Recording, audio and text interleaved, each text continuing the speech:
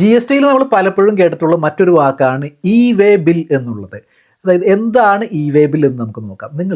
നിങ്ങളുടെ ഒരു ഗുഡ്സ് നിങ്ങൾ 50,000 രൂപയെക്കാട്ടും കൂടുതൽ വാല്യൂ ഉള്ള ഒരു ഗുഡ്സ് നിങ്ങൾ മൂവ് ചെയ്യുകയാണെന്ന് കരുതുക. അതായത് നിങ്ങൾ വേറൊരു സ്ഥലത്തേക്ക് നിങ്ങൾ വിറ്റിട്ട് ഒരാൾ അത് കൊണ്ടുപോവുകയാണ്, വണ്ടിയിൽ കൊണ്ടുപോകുകയാണെന്നുണ്ടെങ്കിൽ 50,000 രൂപയെക്കാട്ടും കൂടുതൽ ഉണ്ടെന്നുണ്ടെങ്കിൽ ഇൻവോയ്സ് മാത്രമല്ല ഒരു ഇ വേ ബില്ല് കൂടി ആ വണ്ടിയിൽ ഉണ്ടായിരിക്കേണ്ടതായിട്ടുണ്ട്. അതല്ലാന്നുണ്ടെങ്കിൽ ജി എസ് ടിക്കാർ അത് കണ്ടെത്തി പിടിക്കുകയാണെന്നുണ്ടെങ്കിൽ അതിന് പെനാൽറ്റി നിങ്ങൾ അടയ്ക്കേണ്ടതായിട്ട് വരും. അപ്പോൾ ഇതൊരു മാൻഡേറ്ററി ആയിട്ടുള്ളൊരു കാര്യമാണ്.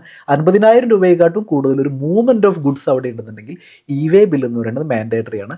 ഇത് ബിസിനസ്സുകാർക്ക് മാത്രമല്ല, ഇത് കോമൺ സിറ്റിസൺസിനും സാധാരണക്കാർക്കും ഇത് അപ്ലിക്കബിൾ ആണ്. ഉദാഹരണത്തിന് നിങ്ങളുടെ വീട്ടിൽ നിന്നൊരു മരത്തിൻ്റെ തടി, ഒരു തേക്കിൻ്റെ തടി, 2 ലക്ഷം രൂപ വാല്യൂ ഉള്ള ഒരു തേക്കിൻ്റെ തടി വെട്ടി നിങ്ങൾ വേറൊരു സ്ഥലത്തേക്ക് കൊണ്ടുപോവാണ് എന്ന് കരുതും.